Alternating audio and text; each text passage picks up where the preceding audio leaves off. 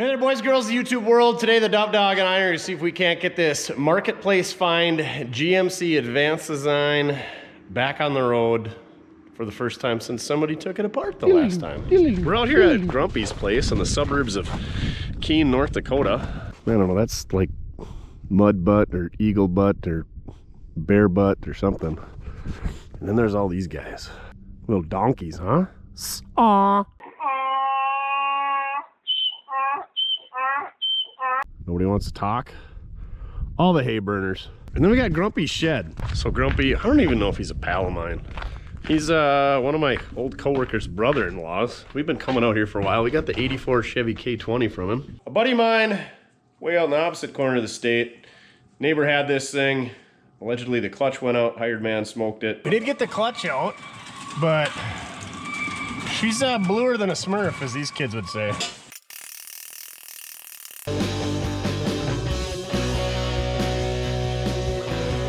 And anywho, he's got a real sweet CD player changer here in the barn. And we sent him to go look at a truck for us. And it's not in his barn. So now, I guess we have to find this thing. I saw this thing on Marketplace, Project 47 to 53 GMC, had a title. Looked like it was sitting real low, looked like it had a small block Chevy in it, and that was about it. Said it was her ex-husband's, it needed to go, didn't know a lot about it. So I sent it to him, and he said, yeah, I saw that, and he went and looked, and they struck a deal. He messaged me back, said the transmission's missing, it's on a, it looks like an S10 chassis. He said it's got a TBI, a small block in it. He said the steering's hooked up, brakes hooked up, so I thought, doesn't need much more to get it on the road. And I was like, wow, why is the transmission missing? And he brought it home and he was like, yeah, I was on the trailer and I looked and it's got a transmission. So anywho, we better get a hold of Grumpy and find out where this thing's at. We got the new-ish tow pig out here. You know, it's a 13. It's only 10 years old with 220,000 miles and the 22-foot tilt bed. So it'll be easy to get it on the trailer if we can find it. What's your guys' name? If I stand over here by the fence, will you come over so I can pet you? Or don't horses do that? How do you call a horse? Don't you click? Nope, guess not. What about you, Max? You just over there eating frozen horse turds? Sniffing them out. Yeah, find the good one. Yeah, find the fresh ones that are still steaming. All right, well, let's go find a pickup. Max, how did you just leap through that thing? You done that before, huh? You done that before. Here's a silly boy. Hey, get yourself a beanie cap at mortske.com. We just got them fresh in stock. They're great in this type of weather. They're fleeced, they're comfy, they're stylish. We got everything else too. We got magnetic screwdrivers, can koozies, banners, you name it. Mortske.com. Tell him, Max. I guess old Max wants to ride on the trailer. You should probably jump out of there, old boy. We're gonna start moving. Oh, he don't care. He's just hanging on. I tell you what, I should have brought Duff with. He would have enjoyed this. Still just hanging out there. Oh, I tell you what, it's hard to beat a lab, but they're special. Oh, there it is. Found it. Ooh, chrome grill even. That thing's a gem. Oh, Max is gonna ride on the trailer right up to the pickup. Max, you could have guided me a little bit. We missed it by about 3 feet. Hold on. Let me put her in 4-dig. Blue is just hanging off to the side looking for a coo in the tree. Cut her back to the passenger side, Max says. All right. Real good, real good. What do you think about this thing, huh, Blue? Max, you did an amazing job of helping me back up the trailer. Couldn't have done it without you. You're a professional. You're a gentleman and a scholar. So here it is. It's got some pretty nice patina. Looks like somebody's been, those are grinder marks, so it's kind of fake. The door's been sprung around and somebody was going to do some body work, so they put some screws in there and tried pulling it out. Running boards ain't all rusty. There's a little support underneath there, but they usually get rotten. Like I said, you could tell it's been lowered. It's got 5-lug wheels. These things should be 6-lug, but you can convert them to 5-lug by putting car hubs on it, but you tell it's way lower than a stock straight axle. Apparently that window's busted. 54, they went to the one-piece windshield, so we know it's earlier than that. Chrome grille was an option. The grills on the GMCs, I'm pretty sure, stayed the same, kind of like the Chevys, I guess. Seal beam headlights, that should have been factory. Ultra wheels, I'm guessing they're 15, yep. 215, 70, 15. The later pickups had the wing windows, I believe, at 51. And then there's something about with the door handles, so I think it's 51 to 53. Push button door handles were the later ones. Earlier ones had the swing down door handle, and the springs are always broken. Instead of sitting like this, they sag like this. And then I think the early ones had the fuel tank, like my 47 has a fuel filler back there. It's a 5 window, so that's a plus for resale. Got a few hooies up there. I don't know who that boxing skunk with lightning bolt stone on his chest is, but he's pretty happy. Bluetooth drive shaft, looks like the rear end needs to be adjusted. She's kind of pointed up. Looks like some Ray Charles welding going on them spring mounts. You got the right one, baby. These S10 axles are too narrow, so they had to cut out the box a little bit, but we can either space it out or find the right rear end is probably what we'll try to do, and then we don't have to do that.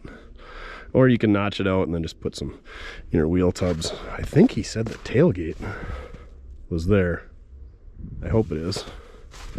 I hope that's the right drive shaft, but we got drive shafts around. Looks like the bed needs to be mounted yet. There's a couple of bolts up there. Probably gonna want to throw a strap on it. The tires are used, but they look pretty good. The other thing, guys will put 4-wheel drive rear ends in them, and they're a little bit wider. Oh, it's not a full S10 frame. That's a stock. Is that a stock frame? Where's the fuel tank? I thought there was a fuel tank. I'm pretty sure that's, yeah, the greasers. That's the original truck frame, so it's been grafted. Ooh, I can see where it's spliced right up there. You can see the S10 frame must be wider.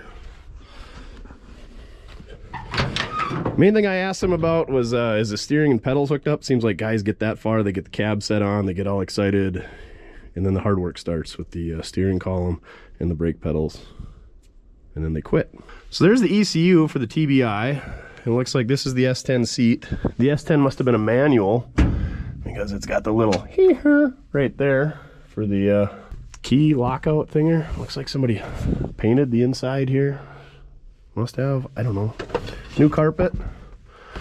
Well, there's our TBI intake and throttle body and such. These must be some running board brackets. I guess they had to cut those off. No battery because there is now an S10 frame in the way. Also, looks like it's got a tubular transmission cross member. Hopefully she's an overdrive. Painted the inside of that door, not this door. These things are notorious for rusting right in here and then the bottoms of the doors, so check those out. And the door latches have always sucked.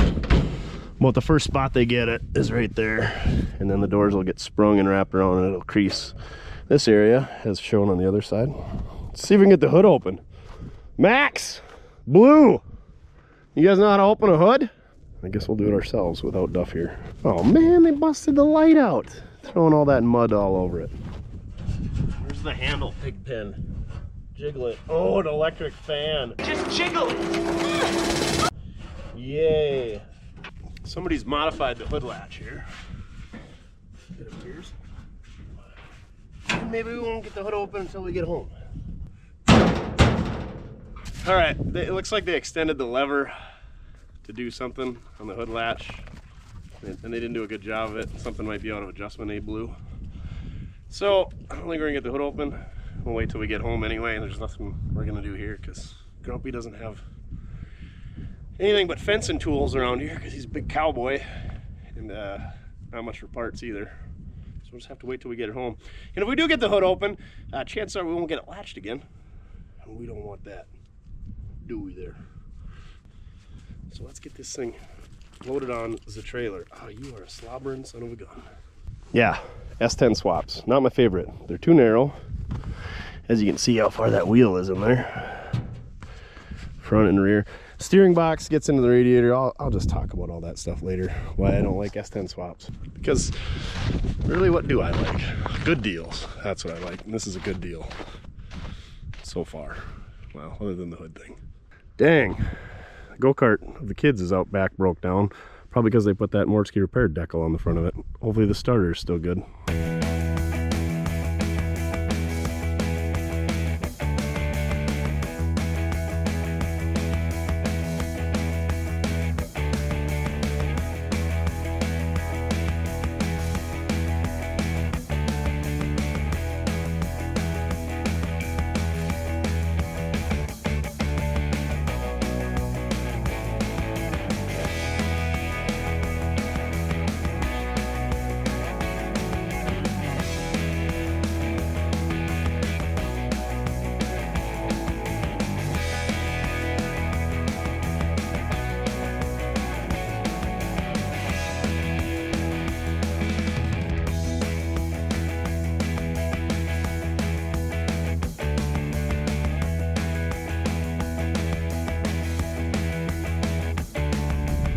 All right, we got her loaded up, ready for the flatlands.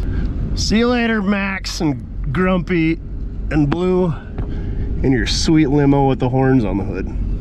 Just in time. The boss man's showing up. All right, let's get home. Show our new prize to Duff, get to work. Oh, we made her back home late last night, but not incident-free. It's a little chilly and breezy, so we're gonna make this quick. So we're coming down the road in the old tow peg going down I-94, and saw a deer cross the road, so everybody kind of tapped their brakes. In the eastbound lane, he ran over to the westbound lane and thought that was a bad idea. And by then it was too late, and he came running back at me. I couldn't swerve over because there was a minivan. He stopped to see if everything was okay afterwards. But anyway, this thing came at me, and he had horns. Got the side of the trailer. But the old H&H trailer held up quite well. But a lot of hair and fecal matter there. There was a whole bunch of blood up the fender. And we got a little fecal matter on our GMC. This running board was hanging in just fine up until then. But it looks like there must have been a screw up there or something holding it in place. So we're gonna have to tie that up and we'll get this thing unloaded. But I wanted to show you just how good these HP, it's not an H8, HP trailers are. Just a little whammy there in the light bracket holder, and I think that was actually there. But yeah, I could feel the trailer shimmy sideways. Yeah, he's no longer with us. R.I.P. Mr. Deer. So let's get this thing unloaded and go inside where it's nice and warm. So we're back at the shop picking this thing up from old Grumpy's. We got her in, we got her thawed out after the old ice storm that we had here over Christmas break. I got the hood open last night, took us a couple sandwiches. It's a terrible design, needs some adjustment, so we'll do a little tweaking on that, but let's take a look at this thing. And a couple things we're gonna wanna look for. So two things that are huge in my book. Steering and suspension and brakes. If your engine doesn't run, you're fine. You're just gonna have a bad day. If your steering column snaps off, you're gonna have a really bad day. You might get severely injured or worse, and you might hurt somebody else. Same thing with brakes. Steering, suspension, brakes. Take care of those things. I don't care how much horsepower you got. You can have a Briggs & scrap iron underneath the hood, and you'll be fine if you got steering and brakes. Wiring, you're probably gonna be on the side of the road. Worst case scenario, it lights on fire and burns your entire house down. You don't want that either, but wiring's kind of important, but it's not gonna injure anybody else. But steering and brakes, and I could tell this thing in the pictures that it had something going on underneath, some type of subframe or chassis swap, or, I mean, ideally, I think you get a Mustang 2 set up for these things. They bolt right in, everything's new. You got all kinds of aftermarket support, they're good to go. And the most common thing for the S10 swaps, if you've got a regular cab short box, which is the long box, you would get an S10 that's a regular cab long box, and they'll fit right underneath these things with a little bit of work. But there's a lot of ways to skin a cat. So let's take a look at this thing and see how they did, and then we'll fix anything that we find. Maybe we'll learn a few new things about what to do, what not to do. But let's get that hood open first and take a look underneath the hood. Like I said, I had Grumpy go look at this thing. He's fairly knowledgeable, but he's a cowboy, and he works in the oil fields. Nothing against either of the above, but he's not a, you know, established ace hack mechanic like DD Speed Shop or anything. So he got pretty much the gist of it, but there's a few things that I'm guessing he overlooked or didn't know what he was looking at. So kind of bought this thing sight unseen. We had 4 pictures. I said, it looks like it's got a chassis swap. It's got a drivetrain in it. It's got a title, all that good stuff. He said, yep, looks good. So here we are. Duff tried getting this hood open last night, but, and here's the deal. Somebody must have painted this freshly, it looks like. But the lever is flat strap and it dips down and then goes sideways. And you're supposed to pull it sideways. Well, it doesn't, I don't know, it binds and it needs a shorter lever and needs some redesign, needs some bracing and whatnot. We'll take care of that. So first thing we notice is new hardware up here. So somebody's been in here, which if they did a chassis swap, obviously you're gonna have the front end off, or that's the way I would do it. Why would you work around fenders? Brand new aluminum aftermarket radiator. Looks like it's set up for a small block. And so here's the first thing that I don't like about these S10s. You can see the steering shaft running through our glorious headers over there. Oh no. Well, while we're talking about steering shafts, we'll get right in there. Forget about the yellow Excel plug wires with the red boots. This is like a double D shaft, steering shaft, and it should slide in and out in case you're in an impact. It doesn't shove the steering wheel through your chest. So like I said, that thing's supposed to slide, and you can see they welded it, which is a no-no. And then it also looks like it's been machined. So I don't know what's going on there. So we're gonna want to address that. That's our first thing to change. The other thing is the master cylinder's on the firewall. It's fine, it's easy to service. That's where they are on all these late models. But these firewalls on these pickups or any vehicle is just pretty much stamped steel. There's a couple ribs for rigidity in there. They're not structurally strong enough to hold the booster and brake pedal and master cylinder. Over a course of time, they're going to crack out. The OEM ones, like 67 to 72 Chevy pickups, they would actually crack out on the spot welds. But look at this. There's no bracing inside the cab. I can already, and that's not just up and down. That's left and right. That's just mounted to sheet metal. That's not good. You can't have that. You can do this, but you got to do bracing inside the cab to tie it to the dash, to the steering column. That's how they did it from the, basically that's all they are from the factory when they are on the firewall, is there's a brace that goes to the dash from the brake pedal, and then that ties the steering column, it triangulates it, it stiffens it way up. So we're gonna end up doing that. So there you go, right off the bat, the 2 things I tell you to check: steering, suspension, and brakes. We already gotta beef up the brake mount for the pedal assembly, and we gotta do something with the sliding shaft and the steering, because we can't have that. I don't know what they got going on behind that weld. I don't know who welded it. I don't know how good that weld is. So that shaft has got to go. If you lose your wiring, you just coast to the side of the road. You lose your steering, what do? You panic. Oh my God. If you lose your brake, same deal. I've been there in both actions in a controlled environment, of course, but the pucker factor, real high. So, like I said, the steering box, before I was interrupted by that terrible steering shaft, on these pickups sits right about here. The original steering boxes on these pickups was back here, but the S10 sits up here. So you have to cut up the core support, which is why the biggest thing I don't like the S10 swaps, because you have to cut up this core support, which that core support is a major structure.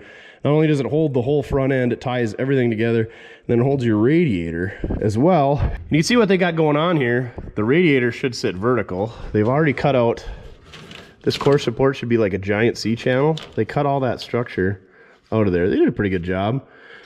But the radiator shouldn't be sitting at an angle like that. It's probably not going to hurt it. But you can see that they bent the bracket to get it to fit in there on a brand new, nice, expensive aluminum radiator. They must have an electric fan. Oh yeah, they got an electric fan up here. There you can see the electric fan. Oh, and it's held in by mechanics wire. I'm sure that's fine. And I'm sure it's a fan that's not big enough to push enough air to cool this thing. So it's another thing, I don't like electric fans. They They got to be wired properly, which apparently is really hard because a lot of people can't seem to do it. And they just don't move the air that a mechanical fan does. If you're making big horsepower and trying to save some horsepower, you know, going drag racing or by all means, put an electric fan on it. But if you're driving up and down the street, this is a TBI 87 to 95 Chevrolet engine. All those things came with mechanical fans. And they work just fine, and they cost you literally nothing. So that's what I would go with. So back to the TBI and the fan and everything, it's got a serpentine setup. So like I said, this is probably a 87 to 95. Most likely, I would say that this is out of an 88 to 95 Chevrolet two-wheel drive pickup, but it could have been like in a Caprice or a van or something like that.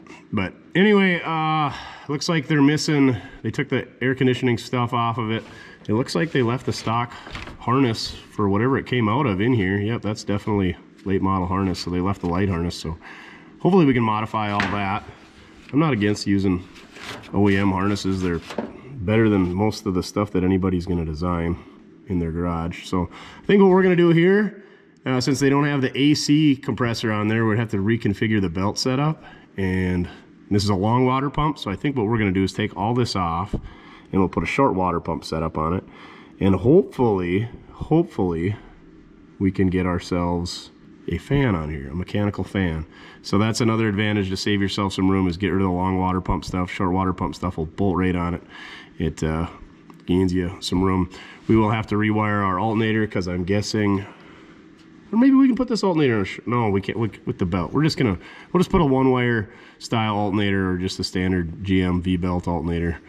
Yeah, I do like, or serpentines are a little bit better, but nothing wrong with the V-belt. So we'll get some brackets for an alternator and some pulleys and a fan, and hopefully we can clear all that. Otherwise, we're gonna have to do a little reconfiguring to move that radiator or something. But I refuse to run an electric fan. Reggie, my 47 Chevy's got the same setup, small block Chevy, stock radiator, and that's got a mechanical fan. So we should be able to make this work one way or another. We may have to slide the engine back. Speaking of that, I like to have the engine slid back as far as I can, because there's really no reason, as long as you can get the distributor in and out and maybe get at the top bolts on the bell housing, you should be fine. So I mean, we got, jeez, a solid 6 or 7 inches back there that we can go back. It looks like they got the S10 swap engine mounts, because the S10s never came with them. So it kind of, or something going on down there. It looks like they got an S10 swap engine mounts. It almost looks like an aftermarket stamped steel oil pan, and then they got the S10 headers. Again, I don't hate headers, especially when they fit your application. It looks like they fit this really well. The steering shaft goes through there. It looks like they're going to clear the frame. We'll take a look when we get her up in the air. And we're going to have to fix that wire on the alternator. I got to do radiator hoses. It is a throttle body. Looks like they got to do, should be your TV cable for the 700 R4. Looks like they got to do a throttle cable yet.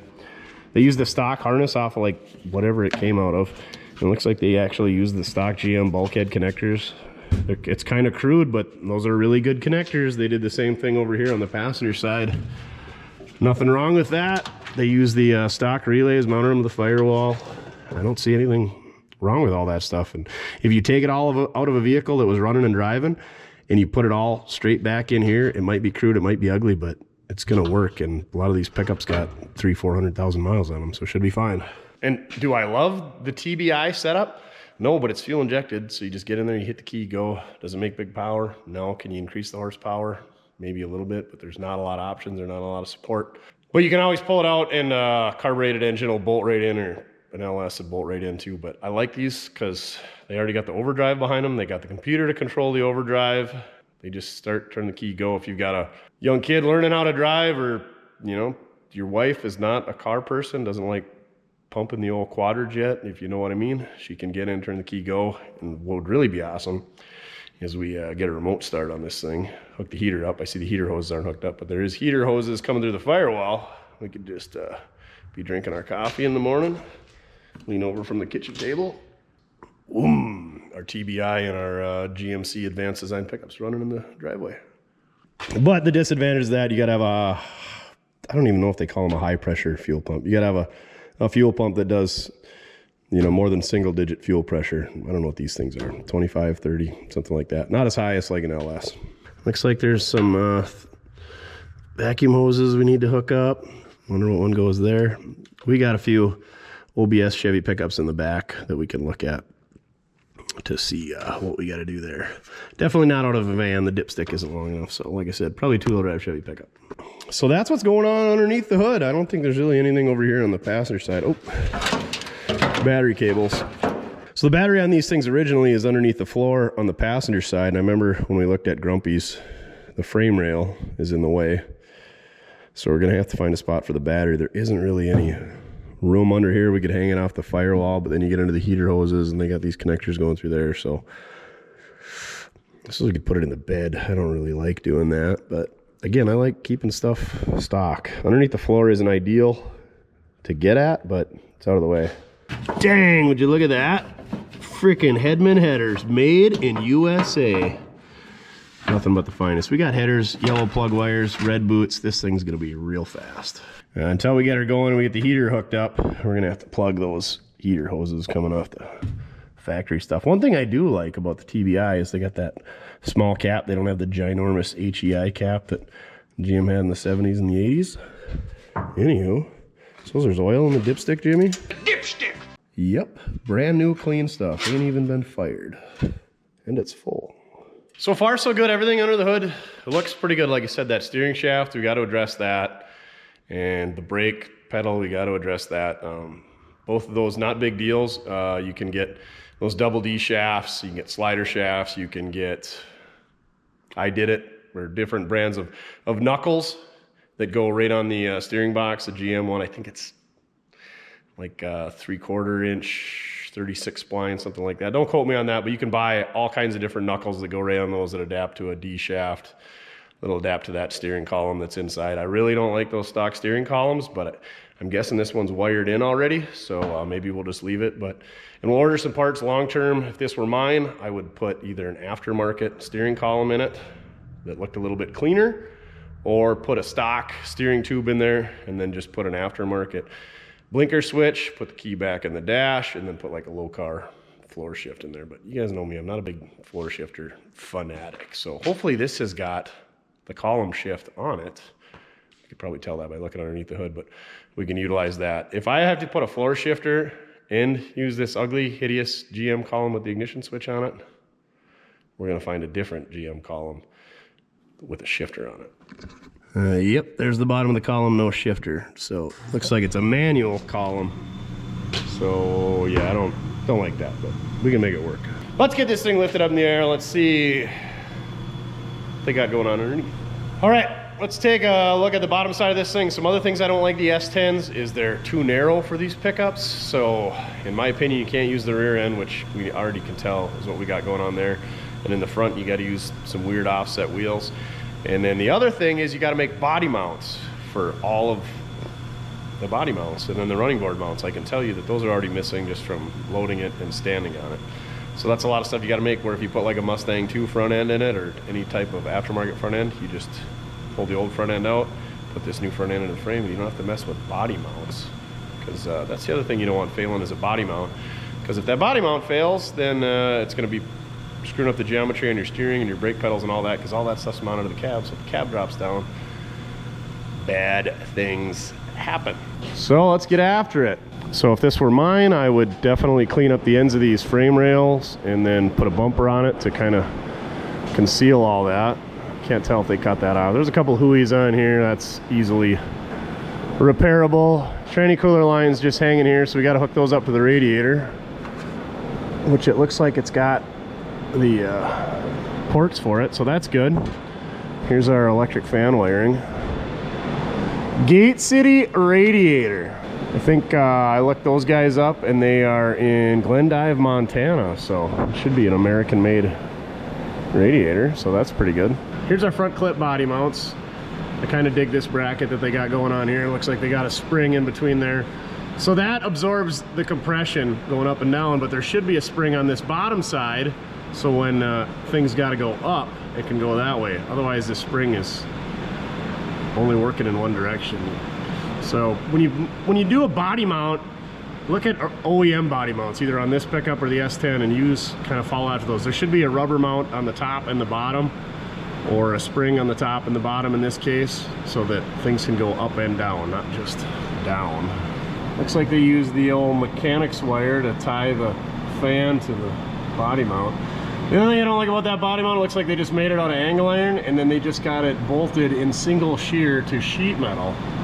So yeah, I don't really like that 3 5/16 bolt holding the entire front end of your pickup, while 3 on the other side.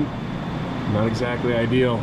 So this right here is the biggest thing that I don't like about these chassis swaps. You can see that C channel up there. That's your core support. That should wrap down here, come across the other side, and tie to that side. You can see where they cut it off right there. That's where your structure is at, and that's what they should have tied that body mount to, because that's what that's designed to do, is hold that.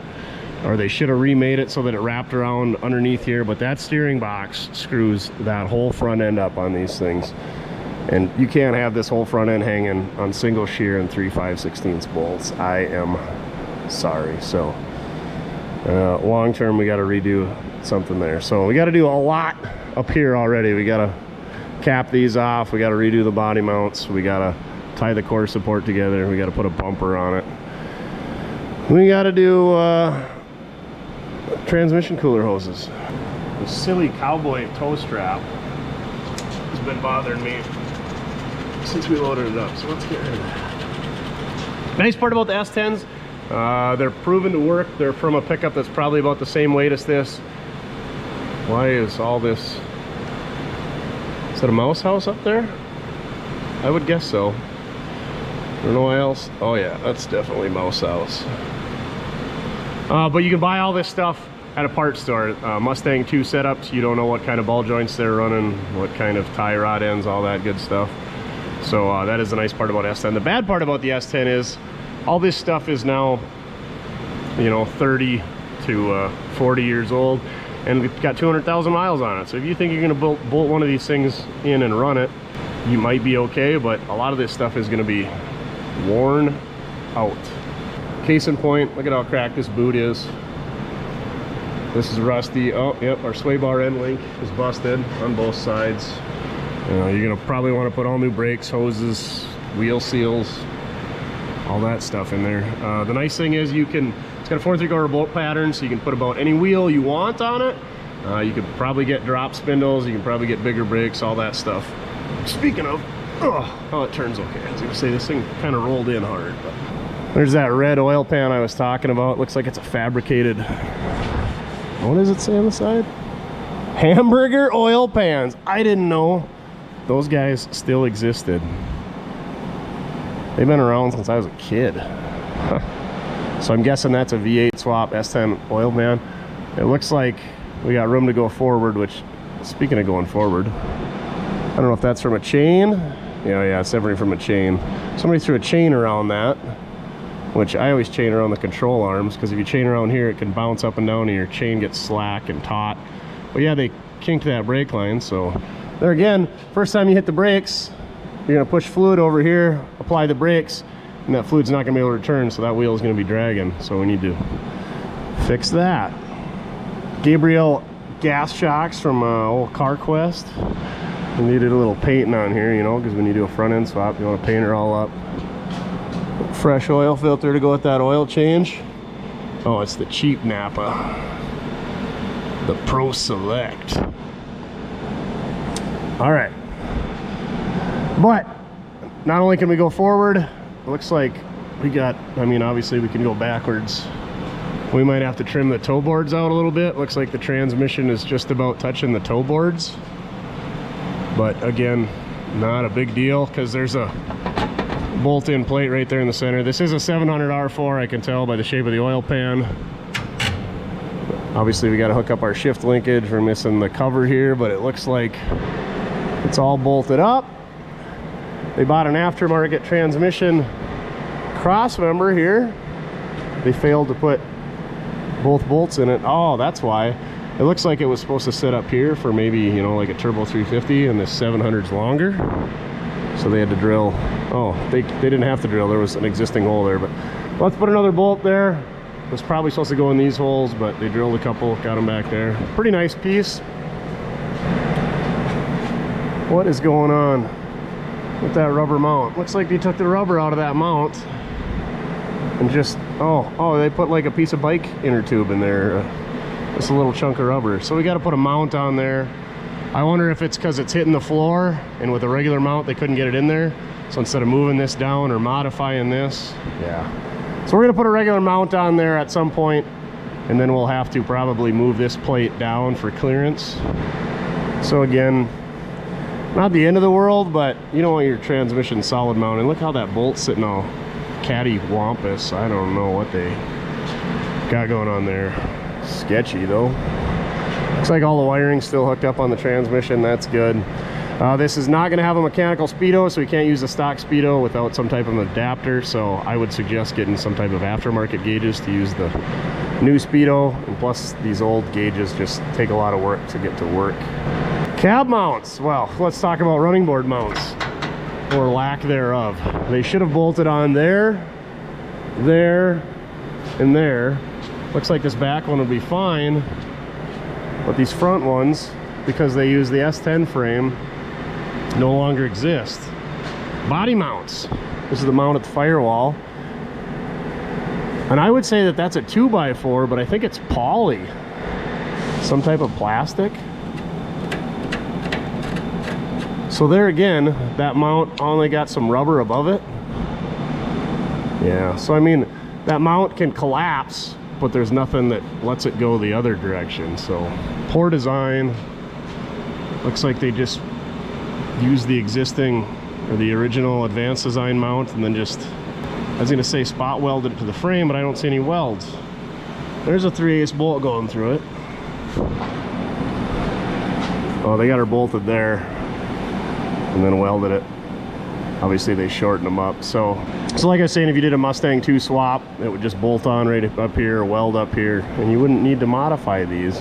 So I don't know what we're gonna do there, but we gotta do something. I know there's companies that make cab mount kits for these S10 swaps. I'm not familiar with them though, but it's gotta be better than that, or I would sure hope it is.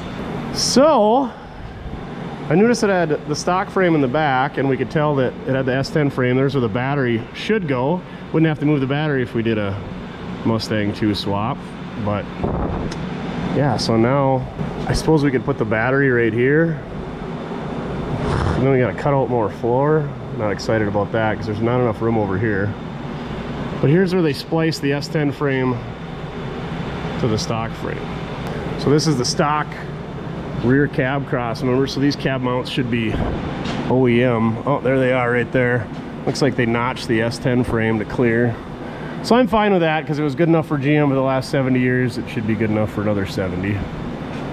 But they got these giant 1/2-inch bolts, and then they stuck the S10 frame to the outside of the stock frame. I'm trying to figure out what they got going on here. So it looks like they just torch cut some 1/4-inch plate, drilled and bolted it in 3 spots to the stock frame, laid a terrible bead across, and then bolted the original frame to that. They did weld it on the top. I mean, it ain't the worst patch job. It should be fine. I probably would have boxed it from there onto there.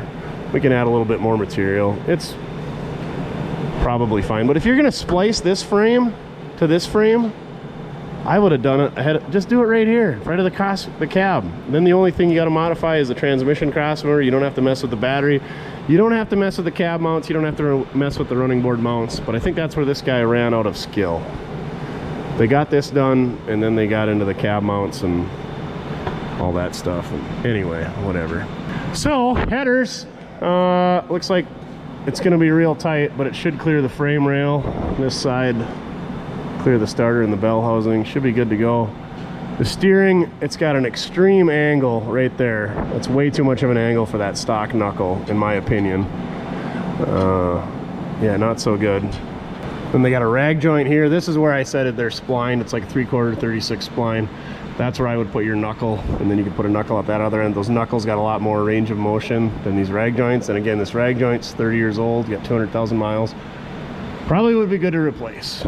So yeah, we definitely got to do something with that steering shaft, but we were aware of that from the welds up top. The stock brake pedal, the master cylinder should be right here. It would have been mounted all on the frame. I would have left all that because that mounts to the frame. You can get rid of the stock master cylinder and put like a aftermarket booster and master cylinder down here, so you can, oh my god, what is that? We're gonna get to that in a second. But then you don't have to modify the firewall. You don't have a big ugly booster on the firewall or all that stuff. So I like them under the floor, out of sight, out of mind, provided you don't have a leak. Once you get them up and running, you should never have to touch them. Every spring, just check the fluid, good to go. They got a hole in the floor to check them and everything. They make some nice kits. But so these got a pedal for the park brake, and he said something about the park brake hanging up is hard to roll. So they got this metal rod, and they welded some 1/4-inch chain to it, very terribly I might add. And then it goes to this coupler, and then it wraps around the cable for that side. And then we got the two tied together with none other than a hose clamp. Is it a good hose clamp at least? Oh, it's an ideal Tridon. It's a good one. But you need some type of hanger here to clamp these things. You can't just have them drawn tight like that. So valiant effort on the park brake, but I suppose since they didn't have a transmission in it or a shifter hooked up to put it in park, keep it from rolling, this is what they did to keep it from rolling. I hope they didn't plan on using this going down the road, because that's terrible. Looks like they got the stock S10 brake line run back here. Oh, even the S10 taillight harness, perfect. Like I said, this rear end is way too narrow. It's, I mean, almost touching the leaf springs, and look at how much room you got out here. So you either got to get a huge offset wheel, God forbid run spacers, but just run the right rear end. I think 70 to 81 Camaros fit in here quite well. So carrying on, the way they mounted the rear end looks like it's all stock S10 stuff. That I would imagine they had to move these mounts, but however they did it, looks like a pretty decent job. That doesn't look like an aftermarket mount. Those welds look pretty terrible, so I'm guessing they cut the stock mount off and moved it over. Oh yeah, most definitely. You can tell by the way they got this brake line routed. It should have been up here. These S10 rear ends, they're super weak. What are they, like a 7.5? These things break like glass if you put any power to them. So one other reason not to run these things. Looks like they do have the brakes all plumbed up back here. Stock suspension, you can tell by the way that it is. You can tell that it's an aspen tree because of the way it is. Because they got these grease zerks on it. These like to wear out, but you can buy new bushings and stuff. There really isn't anything wrong with them, so I'd probably stick with that. That's why I like the stock frame. Stock stuff, it's good, it's heavy, it's lasted 70 years. Looks like somebody's had this bracket off, put some bolts in there, and they should be riveted on. Look at that guy. Missing a tailgate. I did notice upon further inspection there's clear coat on here. You can see by the runs. I'm not a fan of that, but it's on there. What can you say? Looks like these are Ultras. I'm guessing they're a 15x7, 215 70 15. Like I said, I know you can fit a 275/60 on there. That's what I got. So that's a whole 60 millimeters, so almost 3 inches wider than this guy. Brand new wheels, balanced. Looks like these tires are brand new. Where's the date code at? Right there, 3 of 17. So I'm guessing this is a stalled project that's coming up on 7 years now. Dang. 2024 is already here. So they did okay. They bought new wheels, new tires, but if you're buying wheels and tires, buy the right wheels and tires. Buy some staggered wheels and tires, buy bigger wheels and tires. Just wheels and tires and stance, and you can make anything cool. So, and then when you buy wheels and tires, that's the first thing you buy, and then you build your suspension and your rear axle based off of that, so you get it sitting how you want instead of building it all and then trying to get wheels and tires to fit later. So let's get this thing on the ground and take a look in the cab, and then we'll get to work. Clean out the cab. Look at all these goodies. Everything, including the kitchen fork.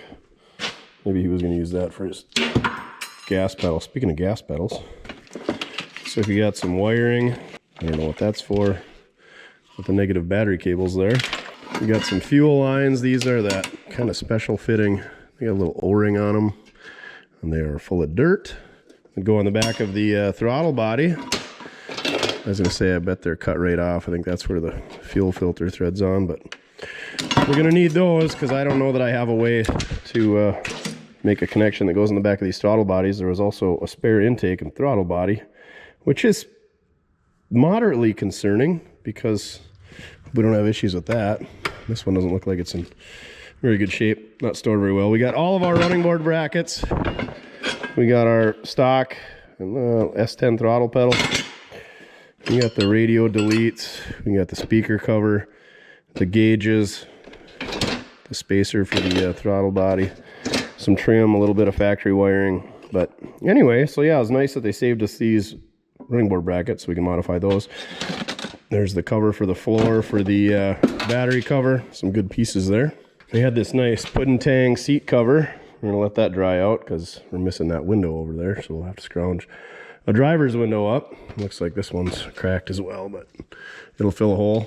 There's a new carpet in there, and I believe it's a stock style 4753 carpet. There's our transmission cover that needs to be cut up, as you'll see. It's got the S10 seat, which it's pretty much centered right now. And you can see it's a solid 6 inches per side, too narrow. So that I don't like. Get the right seat right off the bat, get it in there, get it mounted, and then that's gonna dictate where your gas pedal is, where your brake pedal is, where your steering column goes. So wheels and tires and a seat.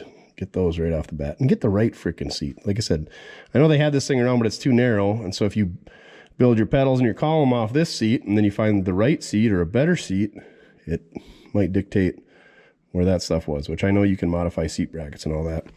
I would have left the stock fuel tank in this thing. It should have been behind the seat here. And I think you should be able to have gravity fed an inline high pressure pump and then ran that. So maybe we'll do that. And I bet they make aftermarket tanks that go behind. I don't hate behind the seat tanks, but I don't know. We'll see. We got all kinds of room under the bed to put a fuel tank as well. I think I showed you guys drive shafts back there, but ECU is over here in the corner. Ooh, there's that factory heater. They did a lot of painting in here. They didn't put a glove box in it. It's kind of how they were mounted from the factory. Ooh, it's even got the Delco part number. So we'll have to mount that. This harness is all hacked up, but it looks like HVAC controls, or maybe that's got to be stereo the way that's all hacked up. But yeah, like I said, it's a manual column for an S10. It's a non-tilt, which, I mean, if you're going to use an ugly S10 column, at least get a tilt. The thing I don't like about these is they already got a spot for your ignition switch there. So I just kind of like leaving it factory. And I like when you look at a pickup and you walk up to it, you could tell it's got an S10 just by your gut instinct, by how low it sits and the 5-lug wheels. But when you open the cab, it looks like a stock column, stock looking gauges, stock-ish looking bench seat, but that's just me. The other problem with these engines is they're OBD1, so there's not a lot of diagnostics that you can do with these. So that kind of sucks. There you can see why they had the tranny mount issue. They got to cut this toe board up a little bit higher. Looks like they already did a terrible job of cutting it up, but it's got to be cut up higher, and then we'll have to remake that pan to clear the transmission. There's plenty of room in here, so might as well move it up. 88 to 98 Chevy pickup seats are actually 88 to 94. Regular cab bench seats fit in here really well. I think I got one laying around, so we'll put one of those in there. I would say that brake pedal is hanging down too low. I would have it up higher. So, but we can cut it and move it up, but then maybe it's not going to be as strong depending on who welds it.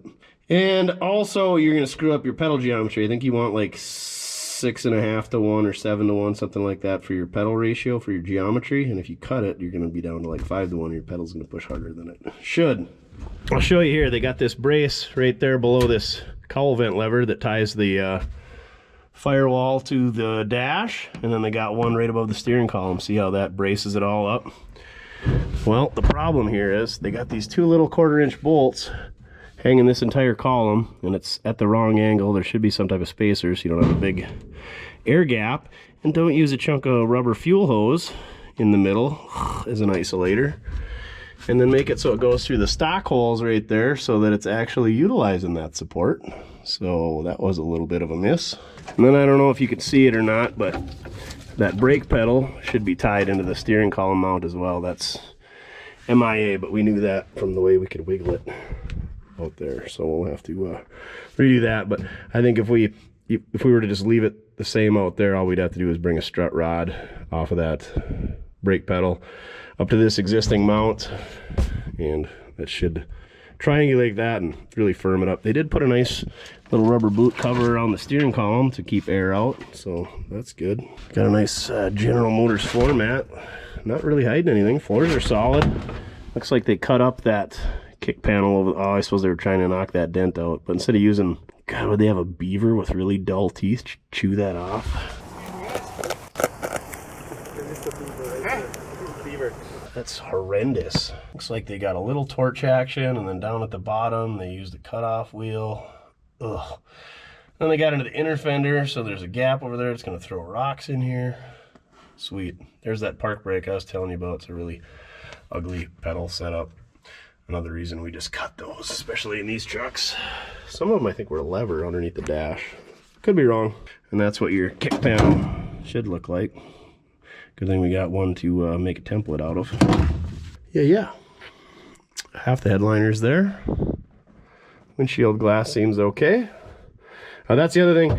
We can't really use many of the electronics on this truck. The gauges are 6 volt. Everything's 6 volt. So speedometer would be fine because it's mechanical if we had a mechanical transmission. Amp gauge would be fine, which I don't like amp gauges. Fuel gauge is going to be different because ohms. Well, anyway, headlights, got to change all that stuff. So not a big deal that they gutted it all. Hopefully, it looks like they got the ignition wired up in here. Let's throw a battery in it. Let's see if we can't get her turning over. Like I said, I could tell this is a manual column because it's got that interlock there. They never made a, I shouldn't say that. They never made a floor shift automatic S10 that I ever saw, but maybe like the Typhoons or something? I don't know. Like I said, if you're gonna do an S10, get one with the column shift so you don't have to have a floor shift. Save yourself some bucks there. And then get one with tilt, because look at how high that sits. Granted, the seat's sitting pretty low. But all right, let's throw a battery in this thing. Because I'm sure Wesley is sitting over there grumbling, "Geez, is that Mortske ever gonna get to work?" No, I'm not. It's New Year's Day, so I'm a little slow today. Just kidding, we were totally passed out on the couch by like 9:30 last night. Watching the lube tube. Duff, who's our battery sponsor this week? That dog is just nowhere to be found when there's work to be done. Hey, if you haven't, go on mortske.com, get yourself a cap so you can get in the grubbiest cat competition. Cat? Grubbiest, don't send me pictures of your cat. Grubbiest cap competition coming up. Cinco de Drinko, May 5th. We're gonna get your hat at mortske.com, wear it, get it nice and grubby like mine. If you're into having clean hats, buy two so you can have a clean hat and a dirty hat. And submit your entries on the Mortske fan group. Follow that if you aren't. There's some funny memes and stuff that people put on there and whatnot. Get yourself the new hoodies that we got available. They are dark heather gray like this. The stock photo was wrong originally. So those are on there. We got magnetic can koozies. We got banners. We got magnetic screwdrivers. We might have some super scrapers on hand. Probably not because they sell out fast, but we got everything on there. We got decals. If we don't got it, you don't need it. Looks like Junks Automotive is our battery sponsor this week. You too can be a battery sponsor here at mortske.com. Doesn't that positive need a new end on it? Yep. I am positive that it needs a new end. Or weights. Oh, look what they were doing. They were just using that one eyelet to screw into the side of the battery. Yeah. It crossed my mind for a second to use that. Let's just put a different one on there. Our first real wrenching on this thing. Just for you, Wes, we're putting a craptastic replacement end on a battery cable. Go check out Watch Wes work. You know how like DD Speed Shop is the king of hacks? Wes is like the total opposite. Everything's got to be perfect and heat shrunk and properly located and fixed and clamped and dielectric greased and torqued. There's a torque spec on these, I bet. He could tell you. Wes, good guy. Dan, I don't know. The good thing about Dan is he doesn't ever sell any cars, so I mean he's not screwing people over with the garbage that he builds. So he's got that going for him. He said he was going to come down here and beat up on me, but I guess the storm stopped him, big pansy. I can already tell this battery mounting location is going to be super optimal for all of our future endeavors here.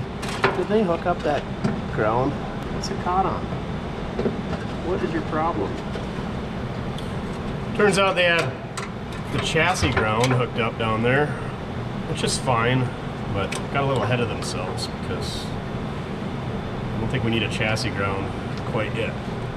Of course, somebody's rounded off its side post bolt, so we're gonna go get a pliers and tighten that up. No smoke yet though, so we got that going for us. Duff man, you got no interest in this project, huh? You know that there's not gonna be an RIDE anytime soon? Or did you get have a rough night last night, New Year's? No comment? Okay. Okay, you gonna come over here and get some pets? Oh, who's a good boy? Yeah. Yeah. You wanna turn the key? Huh? You wanna turn the key for us? All right, here goes nothing. And that's what we get, nothing. Where would the neutral safety switch be? Ooh, we should be able to reach the transmission shifter. Eh? Who needs a floor shifter when you just reach through the floor? All right, no cranky crank. We shouldn't have to turn anything with that. I guess I'll lay under here and try to figure out the last guy's wiring, but hopefully it's all GM stuff, but it's just plug and play and there's a wire not hooked up. You don't suppose we got another dead battery? Let's just take a look at this harness since I'm already laying down here. Nice part about this low S10 seat is it gets you right down where you need to be. A lot of unhooked wires. So I was wondering how you tie an S10 harness to a pickup harness, because the S10s never came with TBI 350s. I'm not seeing anything all hacked up. It all looks like plug and play. Where's the purple crank wire?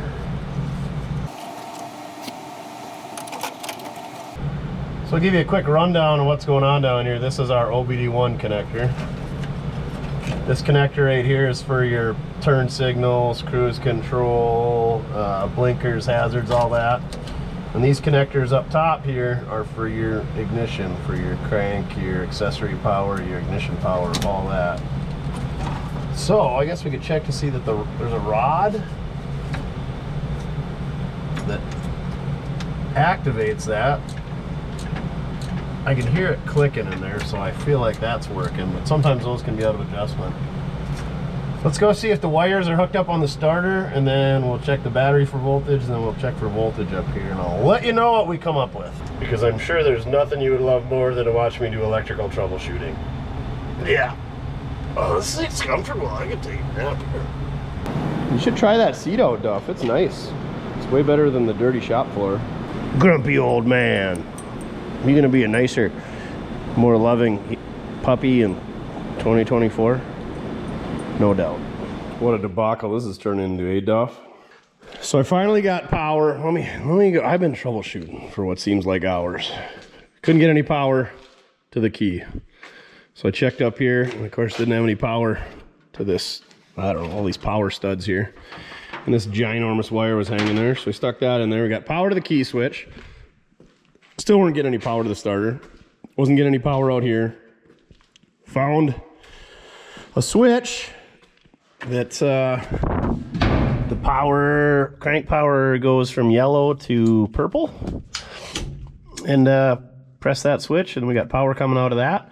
Couldn't figure out what that was because I thought neutral safety switch.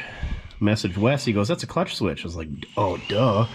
Because it was an S10 with a manual. So here's the deal. This harness is off the S10, and that harness up there is off another pickup. So this is where it gets confusing. That purple wire comes out down here, but on that harness, the purple wire's up here. So what I've determined is, like I said, that's a pickup, full-size pickup harness in the cab is the S10 harness. So we're gonna have to do some splicing and stuff. But we should only need the wires for the ECU, so ignition, and then power at crank, and then constant power going to the ECU. So there's, you know, 70 wires going through that bulkhead, but we only need, you know, a half dozen of them. So hopefully we can pin those or take those wires out of their connectors, move them around to their respective spots. Otherwise, we'll just drag an OBS pickup in here, steal the harness out of it, swap the column, because really, what else are we using? We might be money ahead to just... I cannot believe that an S10 fuse panel will hook up to a full-size pickup. That's how interchangeable GM is. But it also shows how dumb GM is that they don't have that purple crank wire pinned out in the same spot. But we might as well hack up the S10 harness because it's no good otherwise. So hopefully we can just bend some tabs on here and get that harness popped out and move it to where it's got to go. Joe. Oh, doesn't this look like fun? Yeah, a lot of fun. So we need to move this purple wire, well, both these purple wires actually, because they're tied together, from the bottom up to the top. All right. Stay tuned, I'll let you know how it goes. And no, I'm not going to cut them off and splice them. You should be able to stick a small, flat, whatever, screwdriver in there, bend that tab off, push it out, bend that tab back, slide it in the other spot, and that's what latches it. I'll see if I can show you. All right. So, this is actually a tool for some type of connector. Probably not these, but just give her the old Stabarowski. There we go. I think we got it. Nope, not quite. There, I had to have gotten it. Get your screwed by Mortske repair magnetic screwdriver at mortske.com. Totally the wrong tool for this, but good enough for the girls we go with. What the French, toast?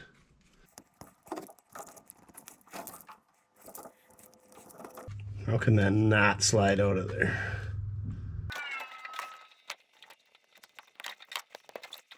Don't make me get the pliers and get angry. Mr. McGee, don't make me angry. You wouldn't like me when I'm angry. You don't want to see me angry. Oh, look at this. It pays to pay attention. I bet if we snap this little guy out of there, now it'll slide out. Watch. Watch. There it is. These don't have the clippy-do. So we got to go from the bottom to the top, which is also a purple wire, but significantly smaller.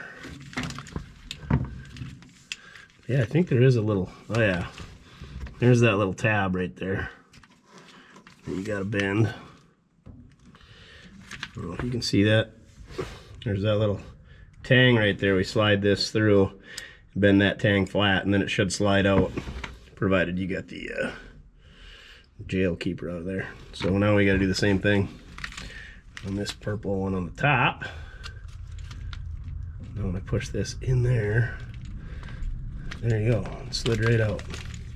So now we just swap that connector out with this one, and we hope we don't need that later. That's the beauty of these YouTube videos, is that at a later time when I can't figure out where that purple goes, I can go back and reference this video. So now we should have crank, which is funny, the power wire clearly lined up because the red wire here is our power wire, which powers up our key switch, so that part is right. Let me show you what we got going on the other end over here. So I took this little guard off. But this side has got like DD Speed Shop electrical schmoo in there. Just packed in there. So there's our red wire. There's our purple wire. I'm guessing pink is going to be key power, ignition power.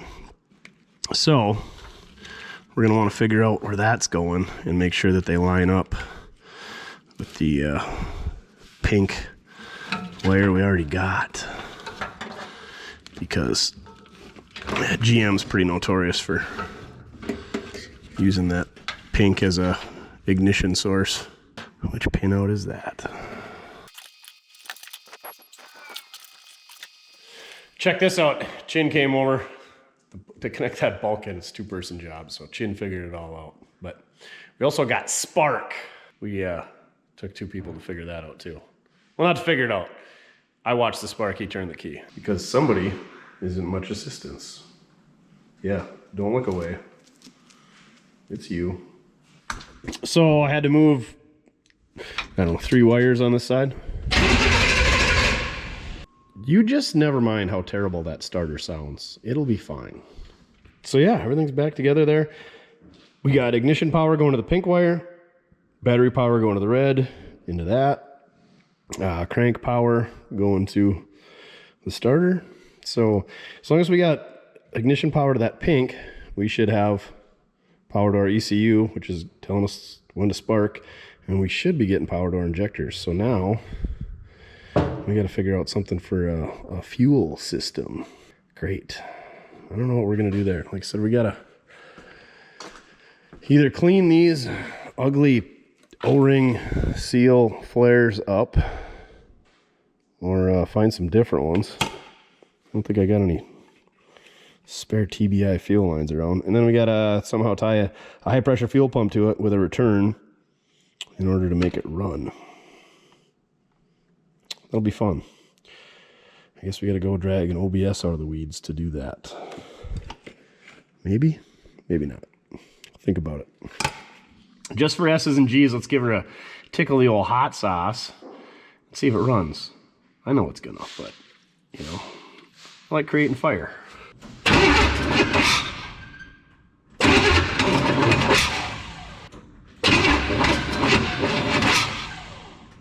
feel like our timing is off. So that's probably what we can do next. Mess with the timing because it's getting dark and I don't want to be out back looking for a fuel tank. And maybe I'll come up with a Tiffany and figure something else out in order to get fuel up here. I used to have a little fuel cell for Herbie Derby cars that were fuel injected, and it got rusty from sitting around. So I wish I had, you know, a boat tank with a high pressure pump in return. That would really be something. So what we're gonna have to do is turn this thing over, find top dead center, and then pull that distributor out and get that set up. Because I'm guessing they had that out of there at some point. Only thing I can see. Check this out.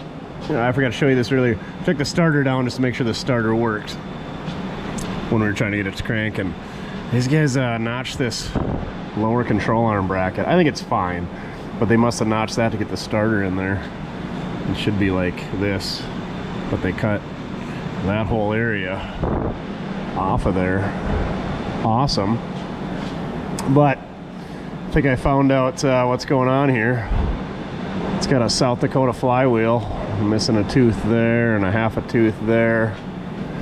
And 1, 2, 3, 4, 5, 6 of them are missing half of their teeth. So it's kind of like Oklahoma, Duff. So we're gonna turn this thing over and get her to top dead center and drop that distributor in. Got her mark right there. Just gotta get her up to the top. I think if we get her close, we'll be good. I think we got her figured out. We got her set to top dead center. It's pointing at where number 1 should be, but they got number 1 a terminal off. Let me show you. So there really ain't a wrong way to do it. Well, there's a lot of wrong ways. There's a lot of right ways too, but generally speaking, I have number 1 right here, but on this one, it's number 1 happens to be right there. I usually like it so the rotor's pointing at cylinder number 1, which would be this guy, but it's pointing right here. So instead of pulling it and moving it, we're just gonna move all the wires over 1. We can fix it later, but we won't. It appears that the firing order is correct. 1, 8, 4, 3, 6, 5, 7, 2. So I'm gonna move those wires around. We're gonna bolt this back down. We'll try it again, see what happens. I wonder if this is why our flex plate is missing so many teeth. because it's kicking against the starter and they just kept trying and trying. I don't know. I would be interested to know the history on this project and what got us to this point. Someday we may find out. No guarantees. We could be 180 off, but I got a pretty good feeling this is going to resolve our issues. Now let's give her a tickle of the old Cosby sauce and see what happens. We still call it that? Oh yeah, that guy's not guilty, right? Just like OJ. R.I.P. starter. We got her running. Now we just gotta put radiator hoses and a fan and drive shaft and shift linkage and transmission cooler lines, and a seat and a brake line and a steering column mount and a brake mount and running board mounts and a bed mount and lights and a window. But I'm gonna have a celebratory sandwich because we got this thing to run. I think I got a plan. Oh, little Land Shark Garage, Napa Todd. He, I don't know, 88 to 94 OBS pickup. He stuck to one of them out of it. He was gonna do something with it, probably still hasn't. But anyway, it's got the fuel system in it, and I know it was running this summer, so we should be able to take the fuel lines, fuel pump, fuel tank, all that, put her in there. But I'm not gonna lay on my back in the dark, in the cold, on the ice, in the snow. So I got skid steer out, drug her around. Since we only got one lift, so the other one's full with other stuff. So I'm gonna drag this thing out. We're gonna push old Stella in here, and we're gonna steal the fuel system out of that. And maybe some other pieces. And maybe we'll glance at that for wiring. Probably not, because I'm guessing he took all that if he was smart. Yeah, he probably didn't take all that. And you're gonna do what? Supervise? Okay. You want to steer? I'll do it all myself.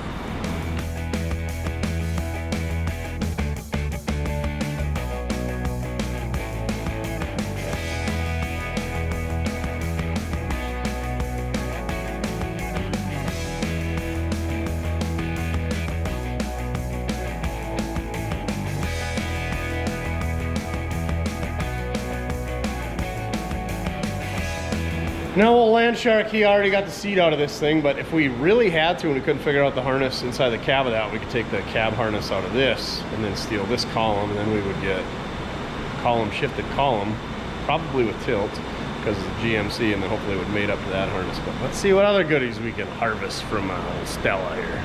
Stella? Starla. So, here's our fuel lines. It looks like he took them off nicely. Didn't cut them off, so thanks for that. It's still got fuel in the tank. What a deal. So maybe we'll get some fuel out of this. There's some shift linkage here for us in there, if we get a column shift figured out, or even if we figure something out. Anyway, training crossover that we're not going to need. Look at this ginormous fuel tank. Ooh, we could have single exhaust. Probably not though, maybe later. But yeah. Oh, looks like somebody picked her up with the old telehandler, but I think that's just a shield. Yep, that's a plastic shield. So 15 millimeter, take those down, and then we'll get the tank, we'll get the fuel, we'll get the pump, we'll get the lines, we'll get a fresh fuel filter and a fuel filter clamp, and we might even get some fuel pump wiring if need be. Yeah, and we might even be able to measure that rear end, see what the width is of that thing compared to what we need. This is gonna be a 5-on-5 bolt pattern versus the 4 3/4 that's in that thing, but anyway, it's wider, I guarantee it. So let's get this buzzed out of there. Oh my gosh, what's going on there? A little splicey splice action in the exhaust.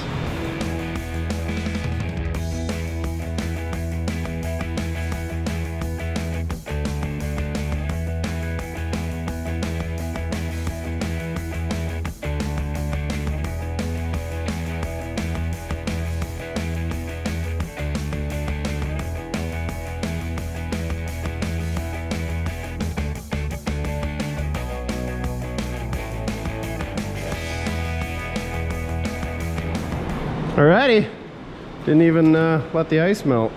That's pretty quick. That's what she said. Yeah, that's what she said.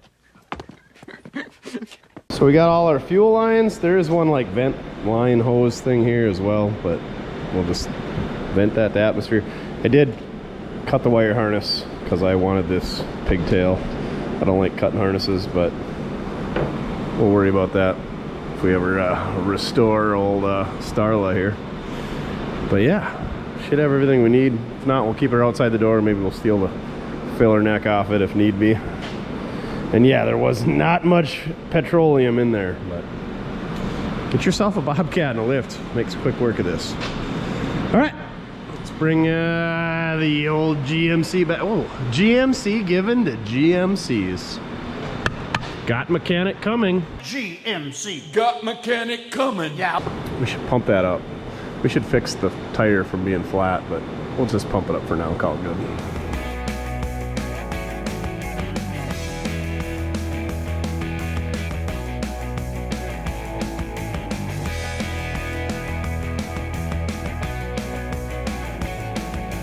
We're gonna get this thing out of the way too.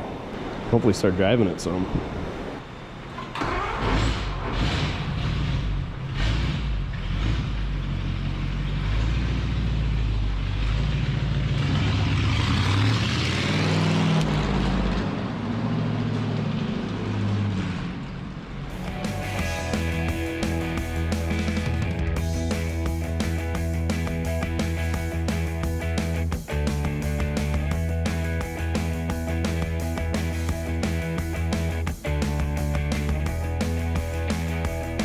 So there's a lot of ways to skin a cat on a fuel system. I mean, ideally you'd probably get like a fuel cell custom made underneath the bed with a pump in the tank.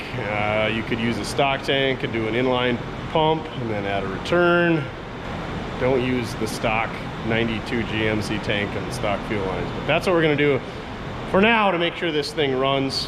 And it's all stock GM stuff. I do like using stock GM stuff because if your fuel pump goes bad on a Sunday afternoon and you're in Morrison, Illinois, you just go to your local parts store, your Napa, your O'Reilly, your Advance, whatever they got, and you just get a fuel pump for a 92 Chevy pickup, drop her in there, good to go. And then it's stock style connections, so you know they're good for 400,000 miles, so they're good for another 20, 40, 60,000 miles, whatever you're gonna put on this hot rod. So I like sticking with the stock stuff. So I think what I'm gonna do is take those lines off that fuel pump, and then we're gonna fish them up in there and see kind of where they lay out, and then we'll just strap that tank in the box for now, and then we'll plumb it up. Should be good to go. Hook up some wires. Easy peasy. Lemon squeezy. Oh, good thing we did. I was gonna say I want to check out to see, God, of all the lines to cut, those electrical connections right there. So good thing this is the taillight harness, and I was scoping out that pickup to see how the fuel stuff was routed. So yeah, good thing I snagged that pigtail off. We'll have to splice that in there, then we should be able to run that tank. So dang it, why'd they cut that? Oh well. All right, let's plumb some lines. Hopefully we got room. Oh yeah, we got all kinds of room.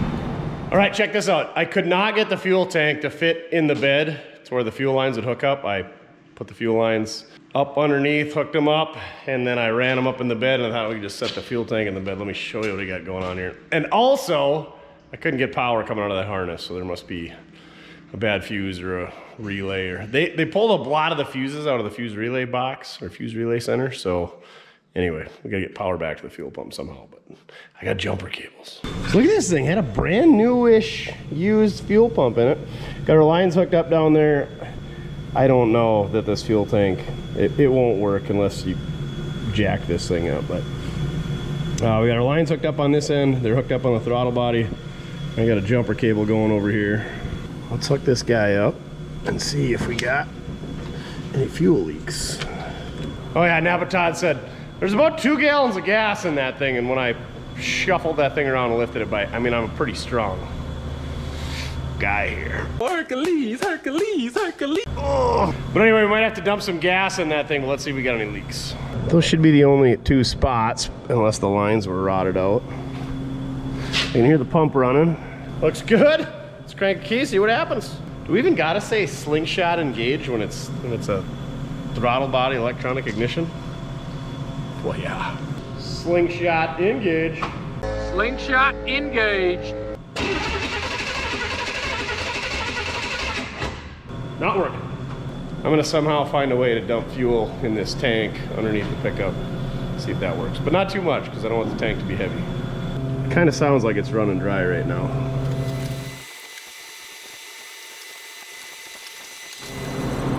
This is one of my more interesting fuel tank fill jobs. Oh yeah, I can already hear that pump quieting down. I wish somebody was up front checking to see if we had any leaks. That'd be nice. The crap that we will do around here to make a will it run video for you people. Even Duff's like, I want no part of this. Put our fuel cap back on. Come on now. Go to your home. Don't you know where your home is? Why didn't you just go home? That's your home. Are you too good for your home? Answer me. Whew. I'm hanging upside down. Makes me lightheaded. Maybe it was the sandwiches I had. Speaking of that, we're gonna have a celebratory sandwich when this thing runs. Mr. Cyclops, you see any leaks? Looks good enough for the girls we go with. I did put a vacuum plug on, whatever that's for. I'm guessing it goes to the evap canister that's no longer there. Sorry, Greta. How dare you? No exhaust can because they're fresh headers, and hopefully there's no mice making a nest in there.